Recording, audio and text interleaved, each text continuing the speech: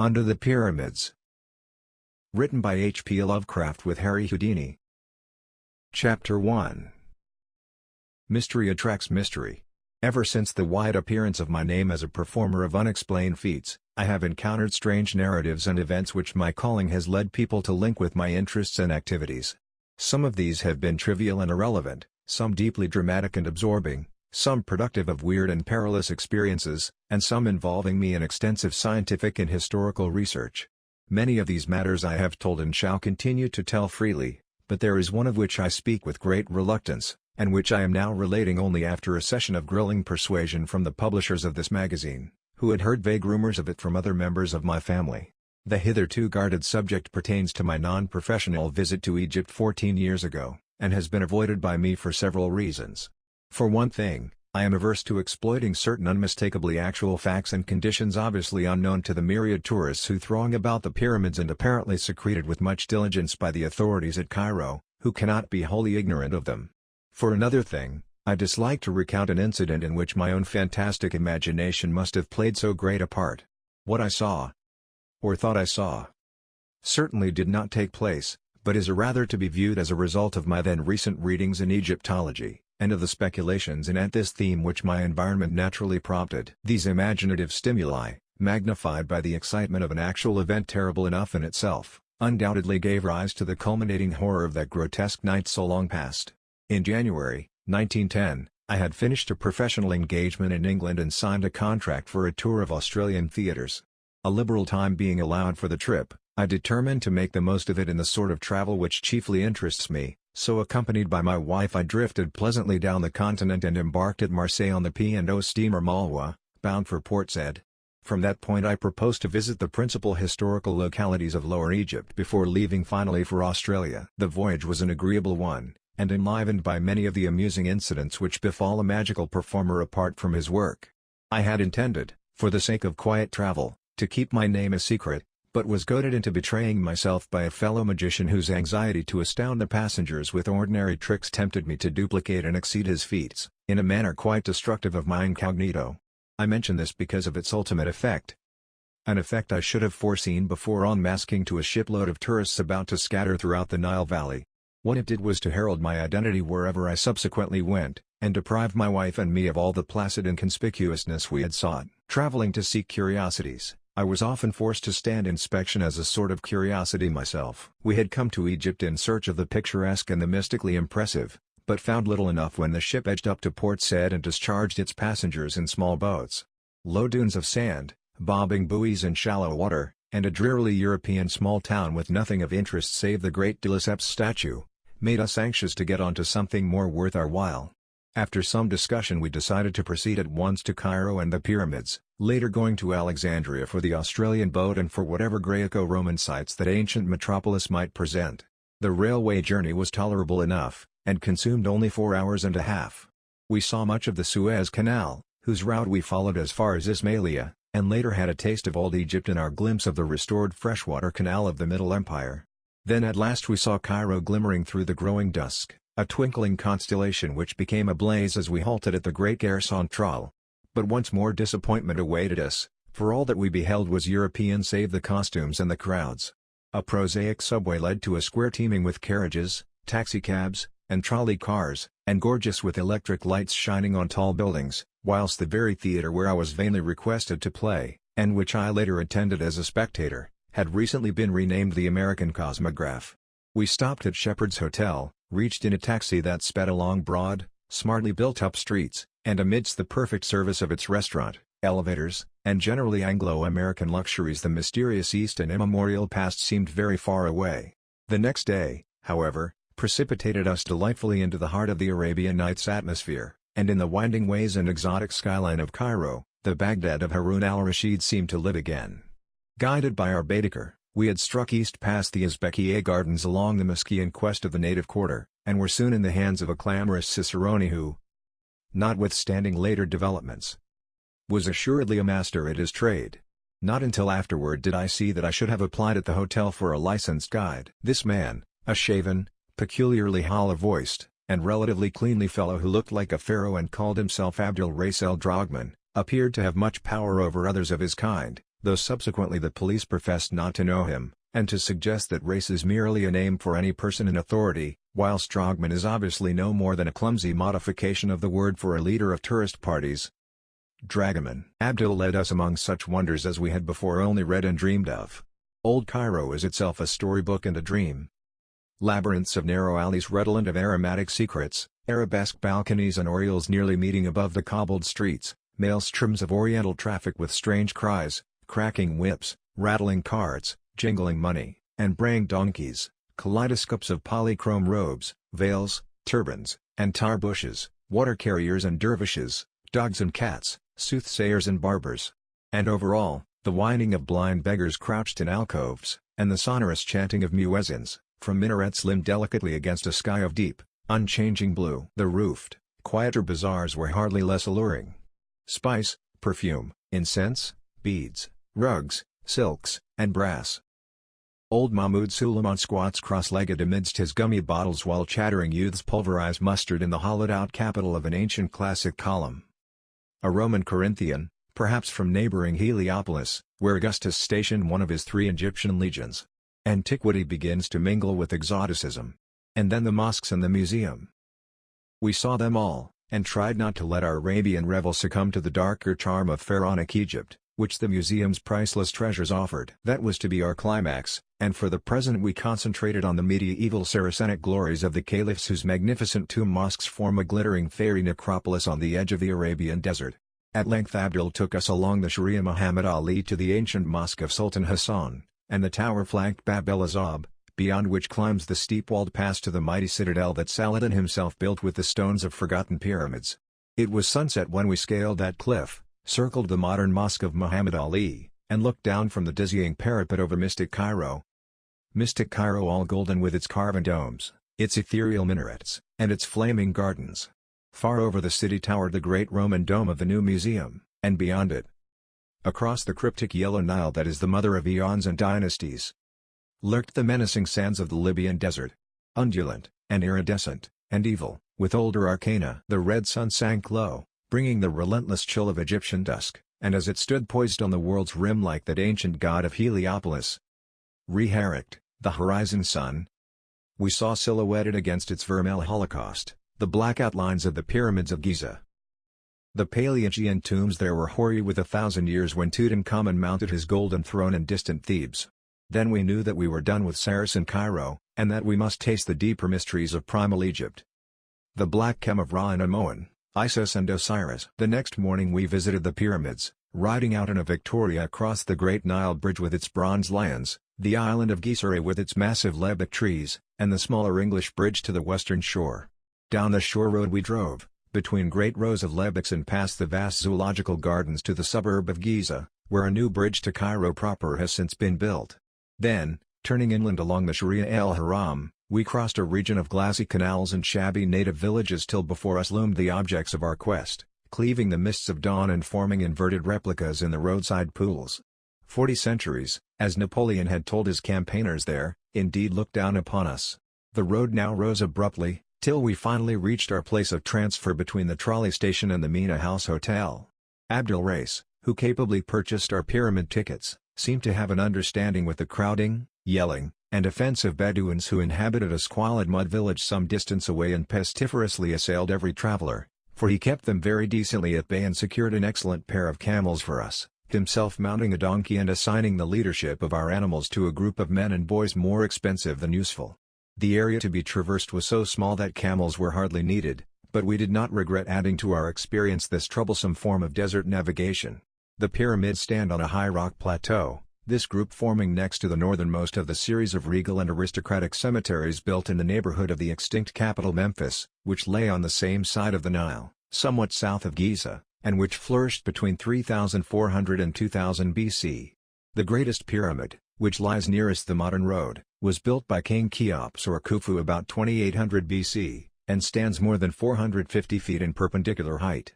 In a line southwest from this are successively the second pyramid, built a generation later by King Khephren, and though slightly smaller, looking even larger because set on higher ground, and the radically smaller third pyramid of King Mycerinus, built about 2700 BC. Near the edge of the plateau and due east of the second pyramid, with a face probably altered to form a colossal portrait of Khephren, its royal restorer, stands the monstrous Sphinx.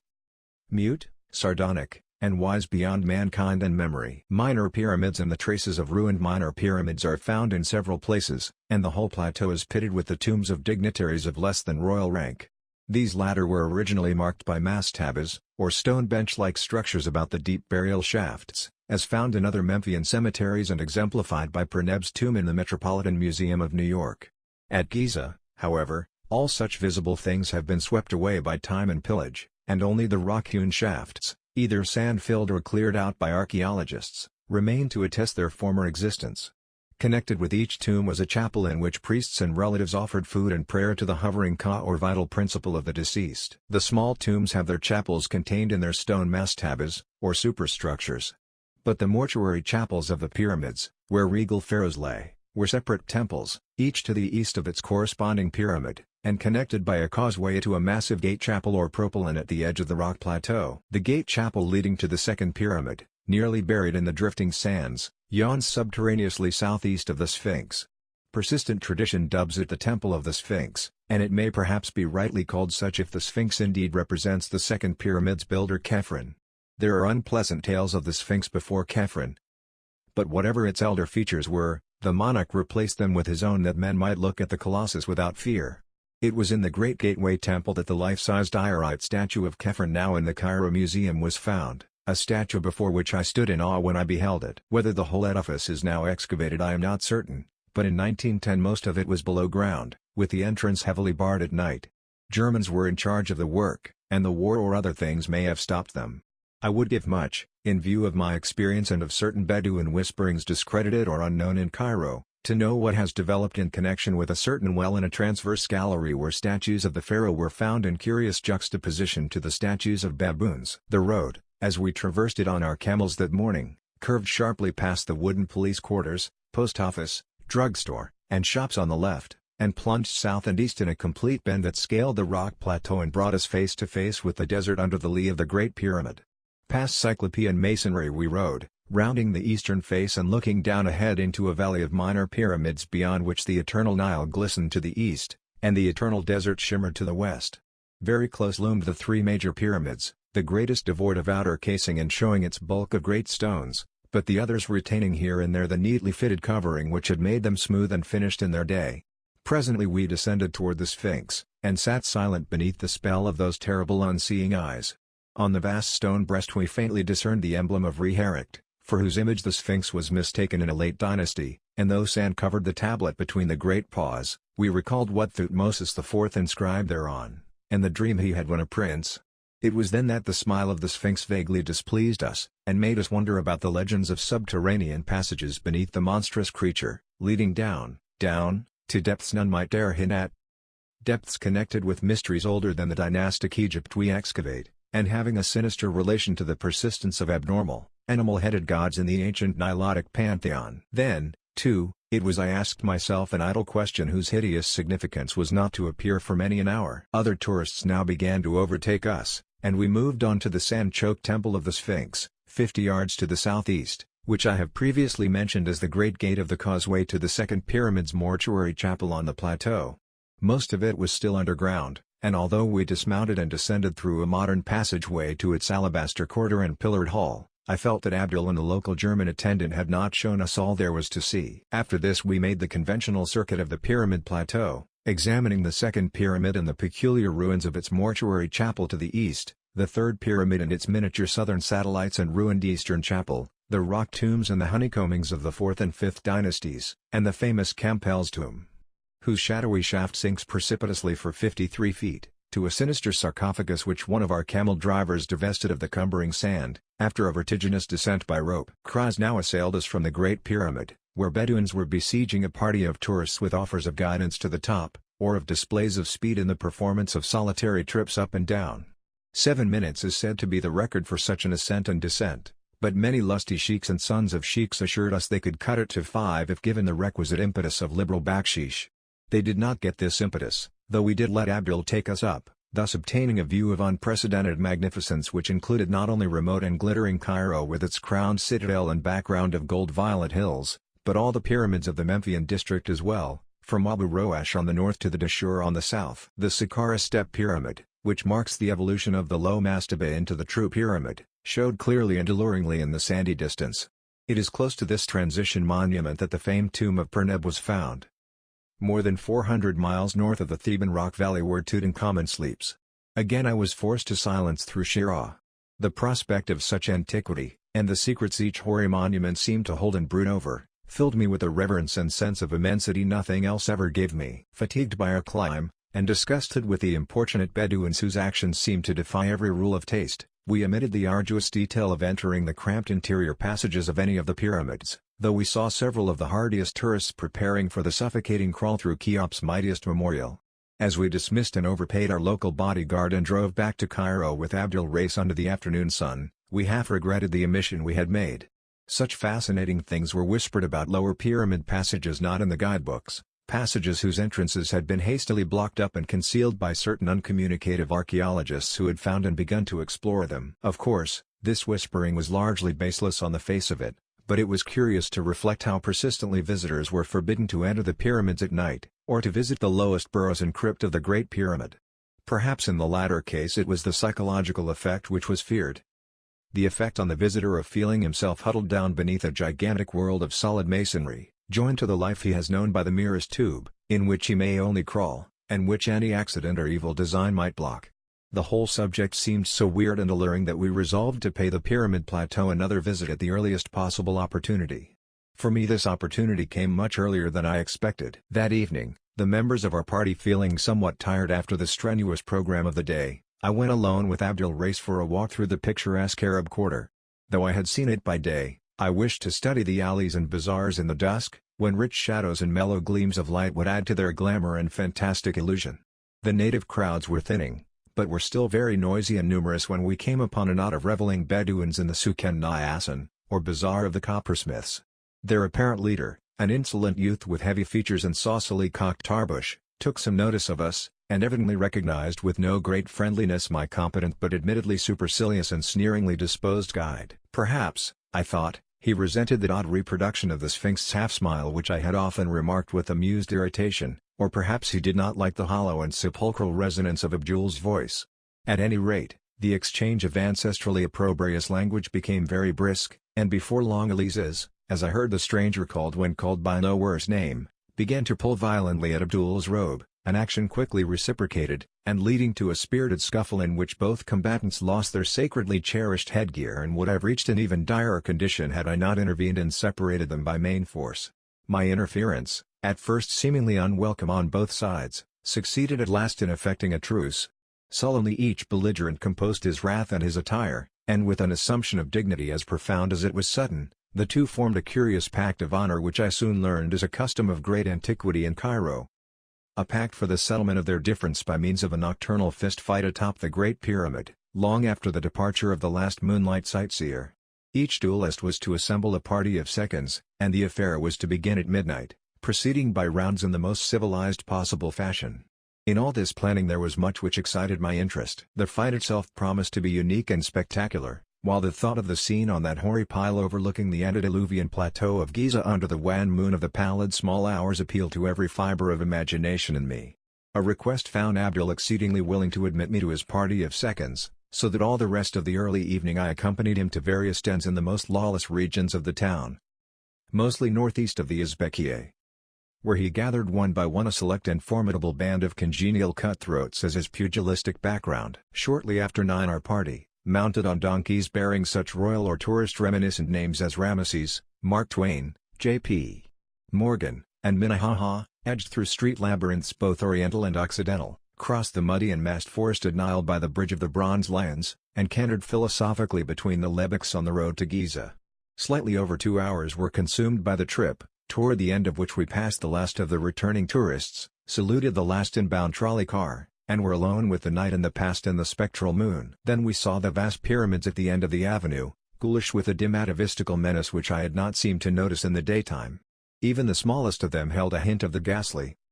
For was it not in this that they had buried Queen Nitocris alive in the 6th dynasty, subtle Queen Nitocris, who once invited all her enemies to a feast in a temple below the Nile, and drowned them by opening the water gates?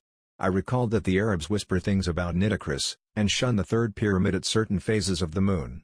It must have been over her that Thomas More was brooding when he wrote a thing muttered about by Memphian boatmen. The subterranean nymph that dwells mid sunless gems and glories hid. The Lady of the Pyramid. Early as we were, Aliziz and his party were ahead of us, for we saw their donkeys outlined against the desert plateau at Kafr el-Haram, toward which squalid Arab settlement, close to the Sphinx, we had diverged instead of following the regular road to the Mina house, where some of the sleepy, inefficient police might have observed and halted us. Here, where filthy Bedouins stabled camels and donkeys in the rock tombs of Khephr's courtiers, we were led up the rocks and over the sand to the Great Pyramid, up whose time-worn sides the Arabs swarmed eagerly, Abdul Rais offering me the assistance I did not need. As most travelers know, the actual apex of this structure has long been worn away, leaving a reasonably flat platform 12 yards square. On this eerie pinnacle a squared circle was formed, and in a few moments the sardonic desert moon leered down upon a battle which, but for the quality of the ringside cries, might well have occurred at some minor athletic club in America. As I watched it, I felt that some of our less desirable institutions were not lacking, for every blow, feint, and defense bespoke stalling to my not inexperienced eye. It was quickly over, and despite my misgivings as to methods I felt a sort of proprietary pride when Abdul Rais was adjudged the winner. Reconciliation was phenomenally rapid, and amidst the singing, fraternizing, and drinking which followed, I found it difficult to realize that a quarrel had ever occurred. Oddly enough, I myself seemed to be more of a center of notice than the antagonists, and from my smattering of Arabic I judged that they were discussing my professional performances and escapes from every sort of manacle and confinement, in a manner which indicated not only a surprising knowledge of me, but a distinct hostility and skepticism concerning my feats of escape. It gradually dawned on me that the elder magic of Egypt did not depart without leaving traces, and that fragments of a strange secret lore and priestly cult practices have survived surreptitiously amongst the fellahin to such an extent that the prowess of a strange Hawi or magician is resented and disputed. I thought of how much my hollow-voiced guide Abdul Rais looked like an old Egyptian priest or pharaoh or smiling sphinx, and wondered. Suddenly something happened which in a flash proved the correctness of my reflections and made me curse the denseness whereby I had accepted this night's events as other than the empty and malicious frame-up they now showed themselves to be. Without warning, and doubtless in answer to some subtle sign from Abdul, the entire band of Bedouins precipitated itself upon me, and having produced heavy ropes, soon had me bound as securely as I was ever bound in the course of my life, either on the stage or off. I struggled at first, but soon saw that one man could make no headway against a band of over 20 sinewy barbarians. My hands were tied behind my back, my knees bent to their fullest extent, and my wrists and ankles stoutly linked together with unyielding cords. A stifling gag was forced into my mouth, and a blindfold fastened tightly over my eyes. Then, as the Arabs bore me aloft on their shoulders and began a jouncing descent of the pyramid, I heard the taunts of my late guide Abdul, who mocked and jeered delightedly in his hollow voice, and assured me that I was soon to have my magic powers put to a supreme test which would quickly remove any egotism I might have gained through triumphing over all the tests offered by America and Europe. Egypt, he reminded me, is very old, and full of inner mysteries and antique powers not even conceivable to the experts of today, whose devices had so uniformly failed to entrap me. How far or in what direction I was carried, I cannot tell, for the circumstances were all against the formation of any accurate judgment. I know, however, that it could not have been a great distance, since my bearers at no point hastened beyond a walk, yet kept me aloft a surprisingly short time. It is this perplexing brevity which makes me feel almost like shuddering whenever I think of Giza and its plateau. For one is oppressed by hints of the closeness to everyday tourist routes of what existed then and must exist still. The evil abnormality I speak of did not become manifest at first. Setting me down on a surface which I recognized as sand rather than rock, my captors passed a rope around my chest and dragged me a few feet to a ragged opening in the ground, into which they presently lowered me with much rough handling. For apparent eons, I bumped against the stony irregular sides of a narrow-hewn well, which I took to be one of the numerous burial shafts of the plateau, until the prodigious, almost incredible depth of it robbed me of all basis of conjecture. The horror of the experience deepened with every dragging second. That any descent through the sheer solid rock could be so vast without reaching the core of the planet itself, or that any rope made by man could be so long as to dangle me in these unholy and seemingly fathomless profundities of nether earth, were beliefs of such grotesqueness that it was easier to doubt my agitated senses than to accept them. Even now I am uncertain, For I know how deceitful the sense of time becomes when one or more of the usual perceptions or conditions of life is removed or distorted. But I am quite sure that I preserved a logical consciousness that at least I did not add any full-grown phantoms of imagination to a picture hideous enough in its reality, and explicable by a type of cerebral illusion vastly short of actual hallucination. All this was not the cause of my first bit of fainting. The shocking ordeal was cumulative, and the beginning of the later terrors was a very perceptible increase in my rate of descent. They were paying out that infinitely long rope very swiftly now, and I scraped cruelly against the rough and constricted sides of the shaft as I shot madly downward. My clothing was in tatters, and I felt the trickle of blood all over, even above the mounting and excruciating pain. My nostrils, too, were assailed by a scarcely definable menace, a creeping odor of damp and staleness curiously unlike anything I had ever smelt before, and having faint overtones of spice and incense that lent an element of mockery. Then the mental cataclysm came. It was horrible. Hideous beyond all articulate description because it was all of the soul, with nothing of detail to describe. It was the ecstasy of nightmare and the summation of the fiendish. The suddenness of it was apocalyptic and demoniac. One moment I was plunging agonizingly down that narrow well of million-toothed torture, yet the next moment I was soaring on bat wings in the gulfs of hell, swinging free and swoopingly through illimitable miles of boundless, musty space, rising dizzily to measureless pinnacles of chilling ether, then diving gaspingly to sucking naders, of ravenous, nauseous lower vacua. Thank God for the mercy that shut out in oblivion those clawing furies of consciousness which half unhinged my faculties, and tore harpy-like at my spirit. That one respite, short as it was, gave me the strength and sanity to endure those still greater sublimations of cosmic panic that lurked and gibbered on the road ahead. Chapter 2. It was very gradually that I regained my senses after that eldritch flight through Stygian space. The process was infinitely painful, and colored by fantastic dreams in which my bound and gagged condition found singular embodiment. The precise nature of these dreams was very clear while I was experiencing them, but became blurred in my recollection almost immediately afterward, and was soon reduced to the merest outline by the terrible events, real or imaginary, which followed. I dreamed that I was in the grasp of a great and horrible paw, a yellow, hairy, five-clawed paw which had reached out of the earth to crush and engulf me. And when I stopped to reflect what the paw was, it seemed to me that it was Egypt. In the dream I looked back at the events of the preceding weeks, and saw myself lured and enmeshed little by little, subtly and insidiously, by some hellish ghoul spirit of the elder Nile sorcery, some spirit that was in Egypt before ever man was, and that will be when man is no more. I saw the horror and unwholesome antiquity of Egypt, and the grisly alliance it has always had with the tombs and temples of the dead. I saw phantom processions of priests with the heads of bulls, falcons, cats, and ibises. Phantom processions, marching interminably through subterraneous labyrinths, and avenues of titanic propylaea, beside which a man is as a fly, and offering unnameable sacrifices to indescribable gods. Stone colossi marched in endless night and drove herds of grinning androsphinxes down to the shores of illimitable stagnant rivers of pitch. And behind it all I saw the ineffable malignity of primordial necromancy, black and amorphous, and fumbling greedily after me in the darkness to choke out the spirit that had dared to mock it by emulation. In my sleeping brain there took shape a melodrama of sinister hatred and pursuit, and I saw the black soul of Egypt singling me out and calling me in inaudible whispers. Calling and luring me. Leading me on with the glitter and glamour of a Saracenic surface, but ever pulling me down to the age-mad catacombs and horrors of its dead and abysmal pharaonic heart. Then the dream faces took on human resemblances, and I saw my guide Abdul race in the robes of a king, with the sneer of the Sphinx on his features. And I knew that those features were the features of Khephren the Great, who raised the second pyramid, carved over the Sphinx's face in the likeness of his own, and built that titanic gateway temple whose myriad quarters the archaeologists think they have dug out of the cryptical sand and the uninformative rock. And I looked at the long, lean, rigid hand of Khephren, the long, lean, rigid hand as I had seen it on the diorite statue in the Cairo Museum. The statue they had found in the terrible gateway temple. And wondered that I had not shrieked when I saw it on Abdul Race.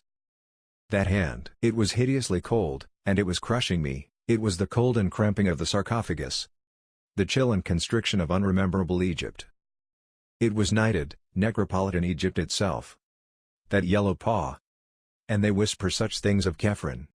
But at this juncture I began to awake. Or at least, to assume a condition less completely that of sleep than the one just preceding. I recalled the fight atop the pyramid, the treacherous Bedouins and their attack, My frightful descent by rope through endless rock depths, and my mad swinging and plunging in a chill void redolent of aromatic putrescence. I perceived that I now lay on a damp rock floor, and that my bonds were still biting into me with unloosened force. It was very cold, and I seemed to detect a faint current of noisome air sweeping across me. The cuts and bruises I had received from the jagged sides of the rock shaft were paining me woefully, their soreness enhanced to a stinging or burning acuteness by some pungent quality in the faint draught, and the mere act of rolling over was enough to set my whole frame throbbing with untold agony. As I turned I felt a tug from above, and concluded that the rope whereby I was lowered still reached to the surface. Whether or not the Arabs still held it, I had no idea, nor had I any idea how far within the earth I was. I knew that the darkness around me was wholly or nearly total, since no ray of moonlight penetrated my blindfold, but I did not trust my senses enough to accept as evidence of extreme depth the sensation of vast duration which had characterized my descent. Knowing at least that I was in a space of considerable extent reached from the surface directly above by an opening in the rock, I doubtfully conjectured that my prison was perhaps the buried gateway chapel of old Khephren. The Temple of the Sphinx.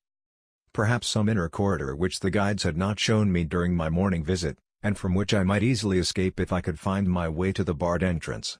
It would be labyrinthine wandering, but no worse than others out of which I had in the past found my way. The first step was to get free of my bonds, gag, and blindfold, and this I knew would be no great task, since subtler experts than these Arabs had tried every known species of fetter upon me during my long and varied career as an exponent of escape, yet it never succeeded in defeating my methods. Then it occurred to me that the Arabs might be ready to meet and attack me at the entrance upon any evidence of my probable escape from the binding cords, as would be furnished by any decided agitation of the rope which they probably held. This, of course, was taking for granted that my place of confinement was indeed Khephen's Temple of the Sphinx. The direct opening in the roof, wherever it might lurk, could not be beyond easy reach of the ordinary modern entrance near the Sphinx, if in truth it were any great distance at all on the surface, since the total area known to visitors is not at all enormous. I had not noticed any such opening during my daytime pilgrimage, but knew that these things are easily overlooked amidst the drifting sands. Thinking these matters over as I lay bent and bound on the rock floor, I nearly forgot the horrors of the abysmal descent and cavernous swinging which had so lately reduced me to a coma.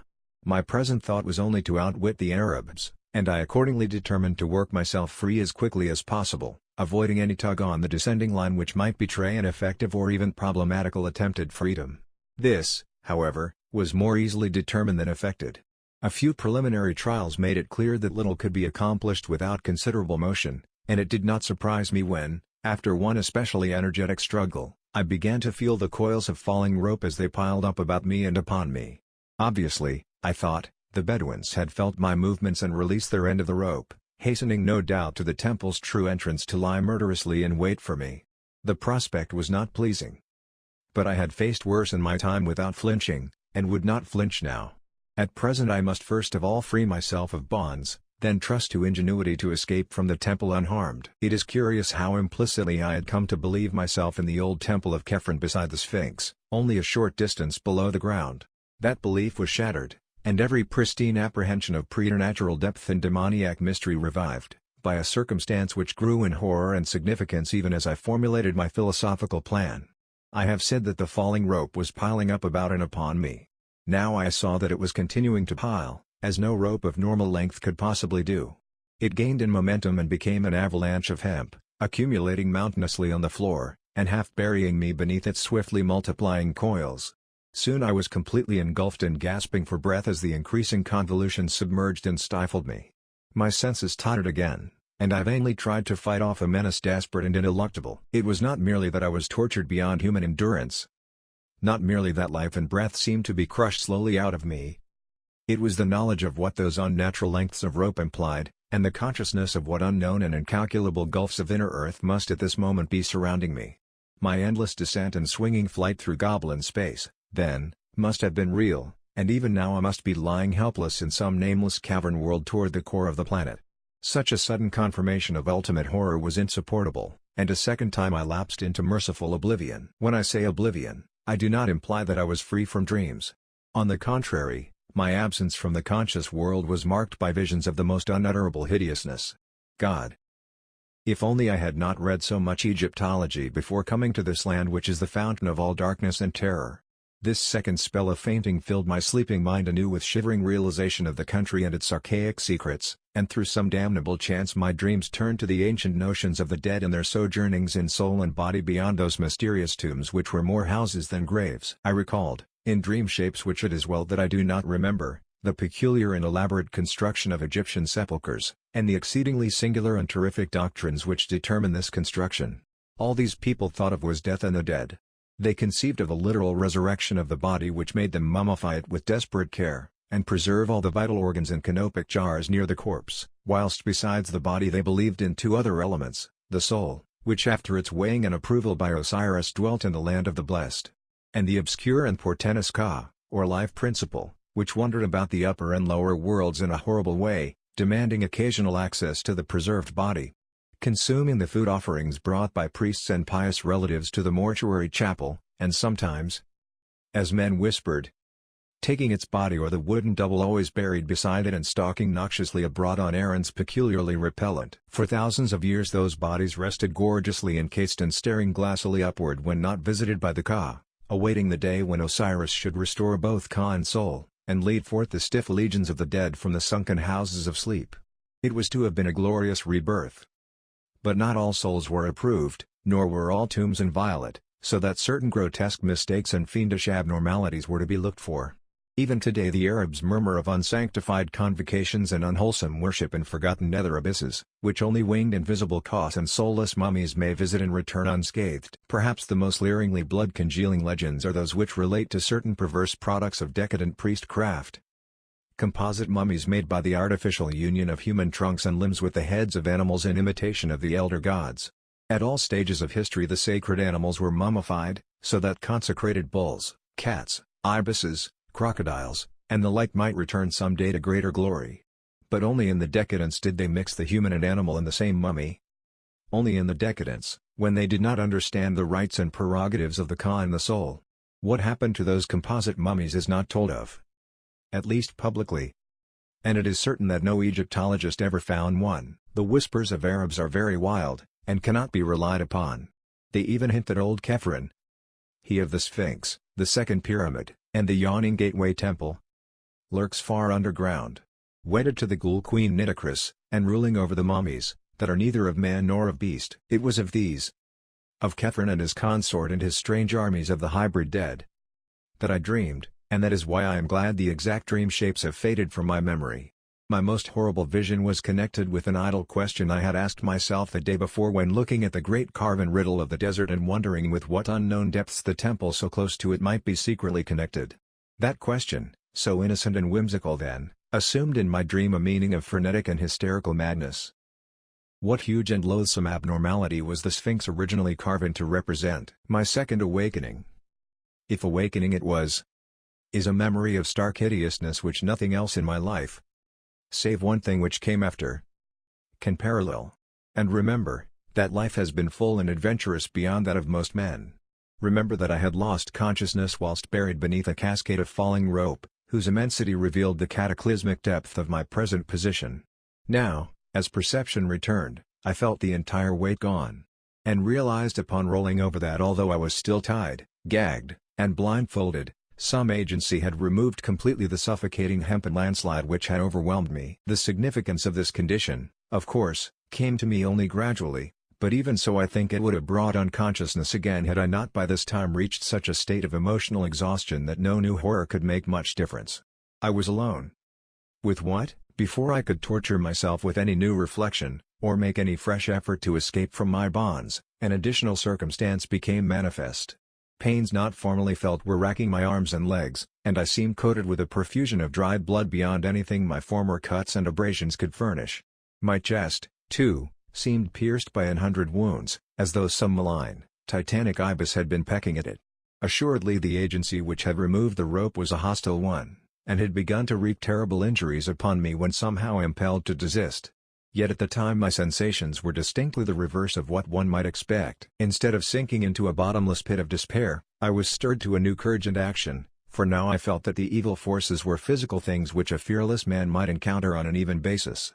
On the strength of this thought I tugged again at my bonds, and used all the art of a lifetime to free myself as I had so often done amidst the glare of lights and the applause of vast crowds. The familiar details of my escaping process commenced to engross me, and now that the long rope was gone I half regained my belief that the supreme horrors were hallucinations after all, and that there had never been any terrible shaft, measureless abyss, or interminable rope. Was I after all in the gateway temple of Khephren beside the Sphinx, and had the sneaking Arabs stolen in to torture me as I lay helpless there? At any rate, I must be free. Let me stand up unbound, ungagged, and with eyes open to catch any glimmer of light which might come trickling from any source, and I could actually delight in the combat against evil and treacherous foes. How long I took in shaking off my encumbrances I cannot tell.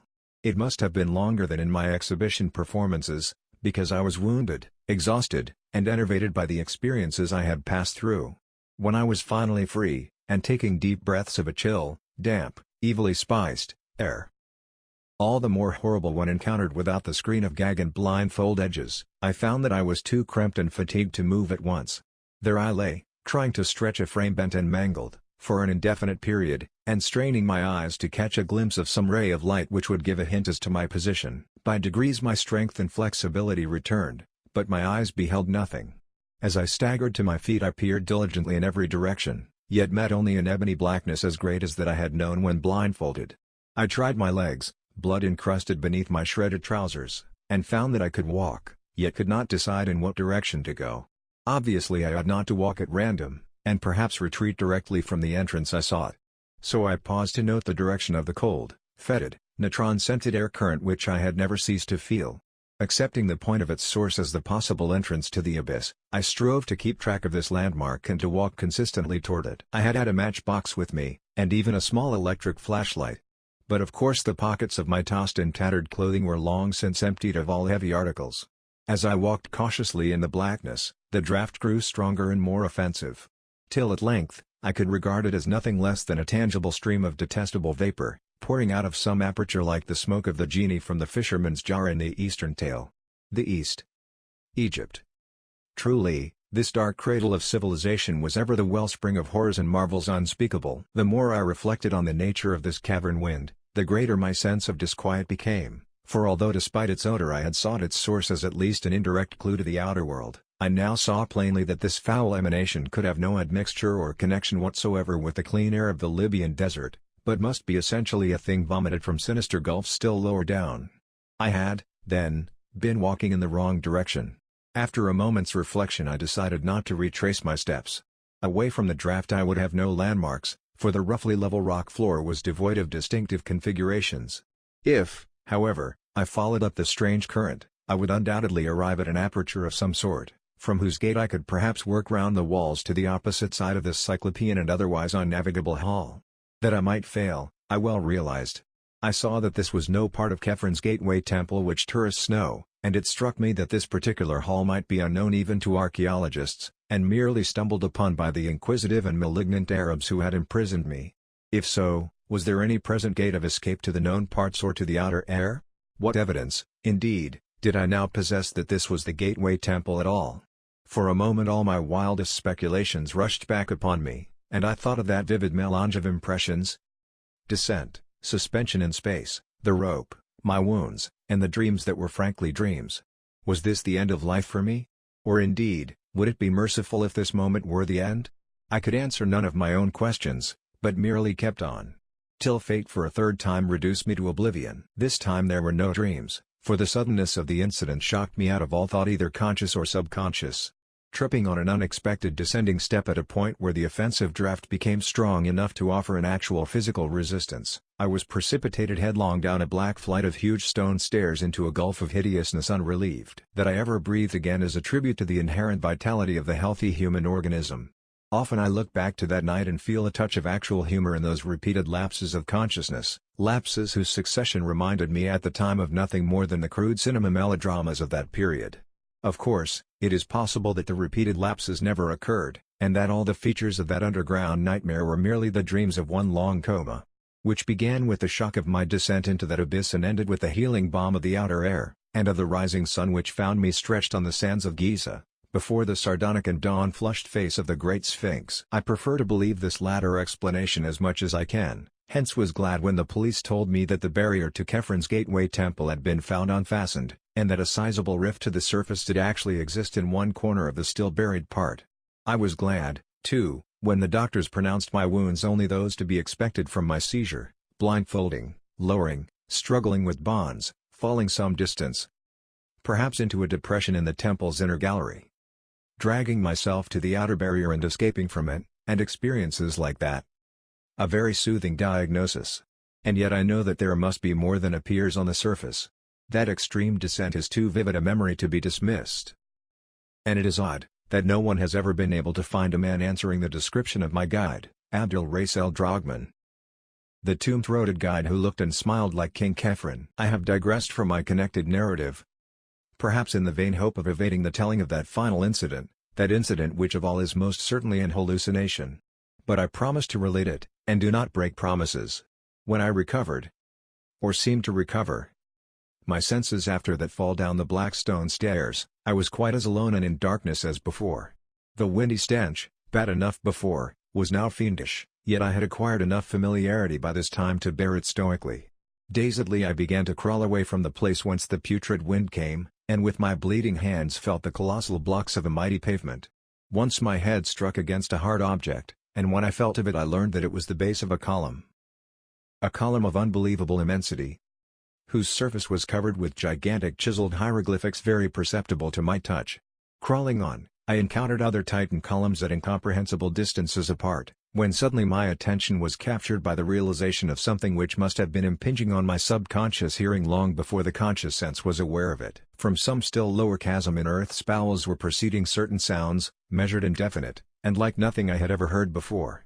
That they were very ancient and distinctly ceremonial, I felt almost intuitively, and much reading in Egyptology led me to associate them with the flute, the sambuc, the sistrum, and the tympanum. In their rhythmic piping, droning, rattling, and beating I felt an element of terror beyond all the known terrors of earth. A terror peculiarly dissociated from personal fear, and taking the form of a sort of objective pity for our planet, that it should hold within its depths such horrors as must lie beyond these Egyptanic cacophonies. The sounds increased in volume, and I felt that they were approaching. Then, and may all the gods of all pantheons unite to keep the like from my ears again, I began to hear, faintly and afar off, the morbid and millennial tramping of the marching things. It was hideous that footfalls so dissimilar should move in such perfect rhythm. The training of unhallowed thousands of years must lie behind that march of earth's inmost monstrosities. Padding, clicking, walking, stalking, rumbling, lumbering, crawling, and all to the abhorrent discords of those mocking instruments. And then, God keep the memory of those Arab legends out of my head. The mummies without souls. The meeting place of the wandering Kos. The hordes of the devil-cursed pharaonic dead of 40 centuries. The composite mummies led through the uttermost onyx voids by King Khephren and his ghoul queen Nitocris. The tramping drew nearer. Heaven save me from the sound of those feet and paws and hooves and pads and talons as it commenced to acquire detail.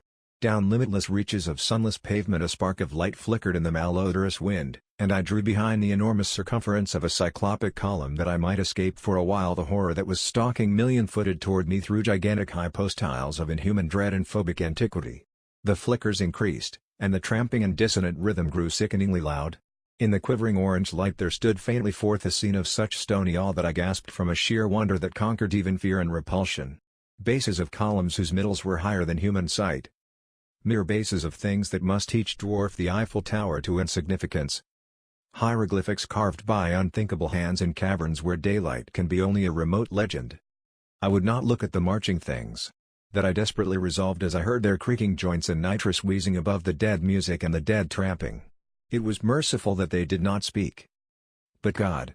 Their crazy torches began to cast shadows on the surface of those stupendous columns. Heaven take it away! Hippopotami should not have human hands and carry torches. Men should not have the heads of crocodiles. I tried to turn away, but the shadows and the sounds and the stench were everywhere. Then I remembered something I used to do in half-conscious nightmares as a boy, and began to repeat to myself, "This is a dream. This is a dream." But it was of no use, and I could only shut my eyes and pray. At least, that is what I think I did, for one is never sure in visions. And I know this can have been nothing more. I wondered whether I should ever reach the world again, and at times would furtively open my eyes to see if I could discern any feature of the place other than the wind of spiced putrefaction, the topless columns, and the topically grotesque shadows of abnormal horror. The sputtering glare of multiplying torches now shone, and unless this hellish place were wholly without walls, I could not fail to see some boundary or fixed landmark soon. But I had to shut my eyes again when I realized how many of the things were assembling. And when I glimpsed a certain object walking solemnly and steadily without any body above the waist. A fiendish and ululent corpse gurgle or death rattle now split the very atmosphere. The charnel atmosphere poisonous with naphtha and bitumen and blasts. In one concerted chorus from the ghoulish legion of hybrid blasphemies. My eyes, perversely shaken open, gazed for an instant upon a sight which no human creature could even imagine without panic fear and physical exhaustion. The things had filed ceremonially in one direction, the direction of the noisome wind, where the light of their torches showed their bended heads. Or the bended heads of such as had heads.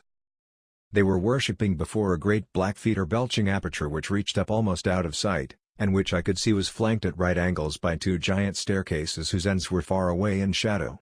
One of these was indubitably the staircase I had fallen down. The dimensions of the whole were fully in proportion with those of the columns. An ordinary house would have been lost in it, and any average public building could easily have been moved in and out.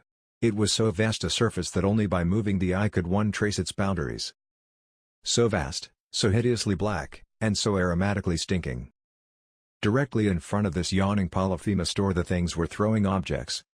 Evidently sacrifices or religious offerings, to judge by their gestures. Khephren was their leader, sneering King Khephren or the guide Abdul Rais, crowned with a golden sekhet and intoning endless formulae with the hollow voice of the dead.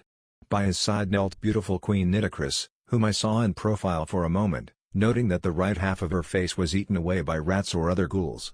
And I shut my eyes again when I saw what objects were being thrown as offerings to the fetid aperture or its possible local deity. It occurred to me that judging from the elaborateness of this worship, the concealed deity must be one of considerable importance. Was it Osiris or Isis, Horus or Anubis, or some vast unknown god of the dead still more central and supreme? There is a legend that terrible altars and colossi were reared to an unknown one before ever the known gods were worshipped. And now, as I steeled myself to watch the rapt and sepulchral adorations of those nameless things, a thought of escape flashed upon me. The hall was dim, and the columns heavy with shadow. With every creature of that nightmare throng absorbed in shocking raptures, it might be barely possible for me to creep past to the far-away end of one of the staircases and ascend unseen, trusting to fate and skill to deliver me from the upper reaches. Where I was, I neither knew nor seriously reflected upon. And for a moment it struck me as amusing to plan a serious escape from that which I knew to be a dream. Was I in some hidden and unsuspected lower realm of Khephen's gateway temple? That temple which generations have persistently called the Temple of the Sphinx? I could not conjecture, but I resolved to ascend to life and consciousness if wit and muscle could carry me. Wriggling flat on my stomach, I began the anxious journey toward the foot of the left-hand staircase, which seemed the more accessible of the two. I cannot describe the incidents and sensations of that crawl, but they may be guessed when one reflects on what I had to watch steadily in that malign, wind-blown torchlight in order to avoid detection. The bottom of the staircase was, as I have said, far away in shadow. As well it had to be to rise without a bend to the dizzy parapeted landing above the titanic aperture.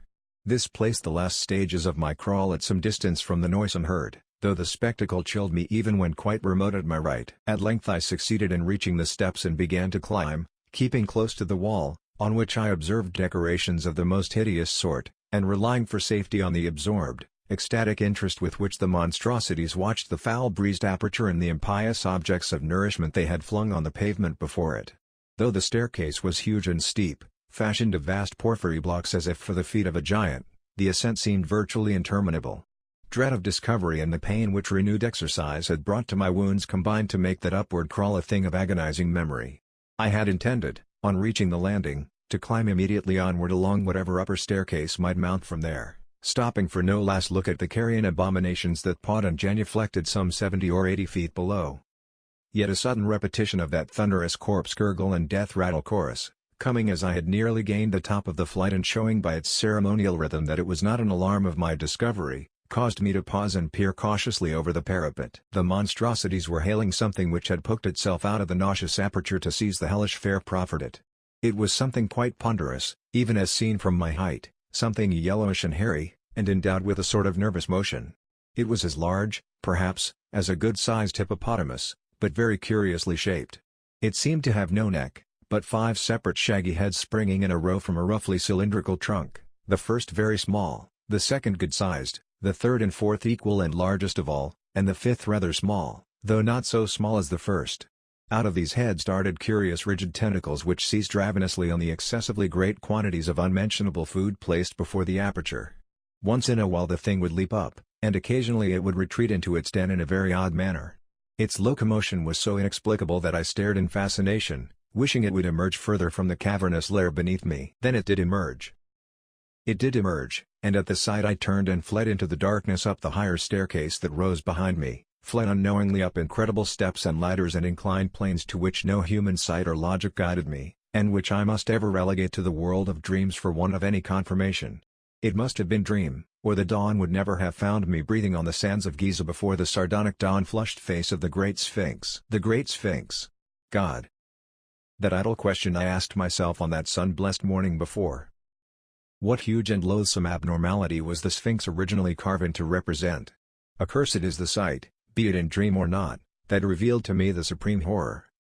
The unknown god of the dead, which licks its colossal chops in the unsuspected abyss, fed hideous morsels by soulless absurdities that should not exist. The 5-headed monster that emerged. That 5-headed monster as large as a hippopotamus. The 5-headed monster. And that of which it is the merest forepaw. But I survived, and I know it was only a dream.